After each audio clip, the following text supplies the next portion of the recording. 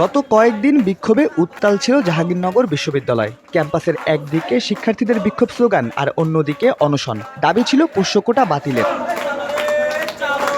তবে শিক্ষার্থীদের আন্দোলনের মুখে বিশ্ববিদ্যালয় প্রশাসন সিদ্ধান্ত নিল থাকছে না আর পোষ্যকোটা। মঙ্গলবার রাতে ক্যাম্পাসে উপস্থিত হন উপাচার্য, ঘোষণা দেন পোষ্যকোটা বাতিলের।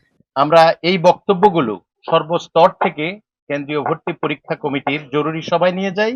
কেন্দ্রীয় ভর্তি পরীক্ষা কমিটির জরুরি সভায় পোষ্যকোটায় ভর্তি বাতিল করা হলো। এর আগে পোষ্যকোটা সম্পূর্ণরূপে বাতিলের দাবিতে প্রশাসনের সিদ্ধান্ত জানতে রাত ৯টায় প্রশাসনিক ভবনের সামনে অবস্থান নিয়ে বিক্ষোভ করেন শিক্ষার্থীরা। দৈনিক ডেস্টিনি, ডেস্ক রিপোর্ট।